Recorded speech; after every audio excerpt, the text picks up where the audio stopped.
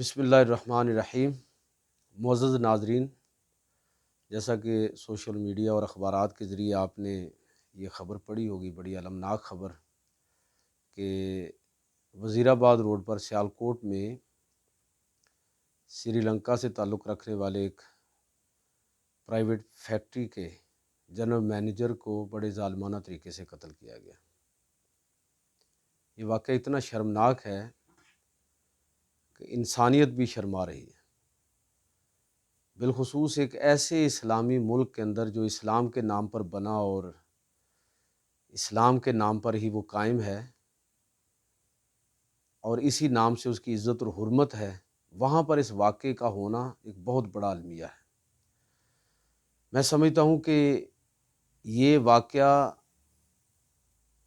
वो लोग जो इस्लाम का नाम लेने वाले हैं, उनकी तरफ से और इन नारों के साथ जो सोशल मीडिया पर वीडियोज़ वायरल हुई हैं, उनमें जो अल्फाज सुनने को मिले, तो ये ऐसे लगता है कि जैसे पाकिस्तान के अंदर एक ख़ास ग्रुप जो है वो दीन का सही फ़हम वही रखता है और दीन का जो तहफ़्फ़ुज़ है रियासत से बढ़कर, सोसाइटी से बढ़कर और तमाम तबक़ात से बढ़कर जैसे तन तनहा उन्हीं की ज़िम्मेदारी है। आपने वो नारे भी सुने होंगे।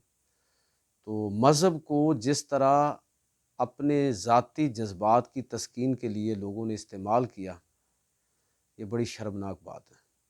अल्लाह ताला ने तो कुरान मजीद फ़ुरक़ान हमीद के अंदर फ़रमाया कि मन क़ातल नफ़्सन बिग़ैरि नफ़्सिन फ़कअन्नमा क़ातल अन्नास जमीआ। जिसने नाहक किसी एक आदमी को कत्ल किया, उसने गोया कि पूरी इंसानियत को कत्ल किया। हमारा दीन तो इस्लाम ये सिखाता है, पैगम्बर अलैहिस्सलातु वस्सलाम का असल तारुफ़ ही रहमतुल लिल आलमीन है। तो कैसे ये तसव्वुर किया जा सकता है कि उस रहमतुल लिल आलमीन के नाम पर इस तरह का जुल्म किया जाए। बिलफ़र्ज़ अगर ये बात तस्लीम भी कर ली जाए, पहली बात तो ये है कि इस्लाम ने किसी भी जुर्म के हवाले से तस्दीक का, तहकीक का जो उसूल बयान किया, उसको तो बिल्कुल नज़र आ रहा है वाज़े तौर पर कि उसको तो मलहूज़ ही नहीं रखा गया।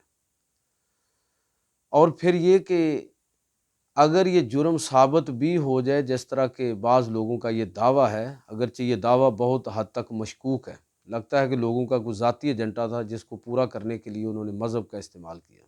लेकिन अगर ये दावा सच भी हो कि मज़कूरा शख्स जो है वो वाक़यतन ही तौहीन मज़हब का मुर्तकिब हुआ है, तब भी ये बात बड़ी अफ़सोसनाक है कि ये इस सज़ा को नाफ़िज़ कौन करेगा?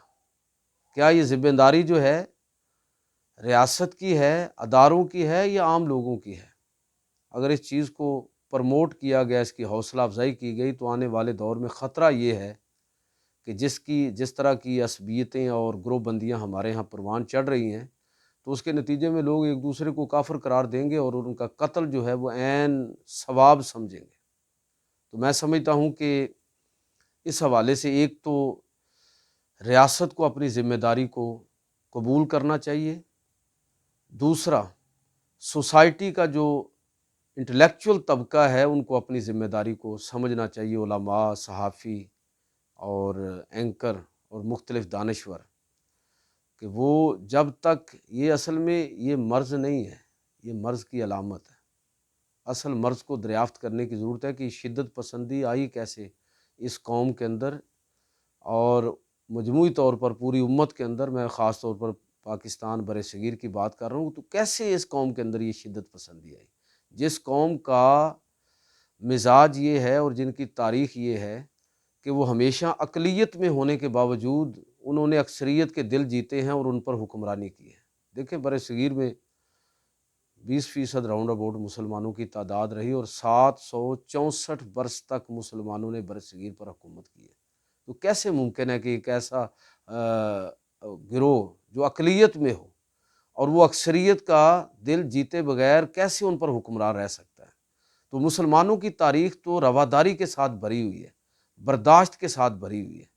ये कत्ल व गारत और तशद्दुद ये मुसलमानों का मिजाज नहीं है। हमारी पूरी तारीख़ इस चीज़ की गवाह है।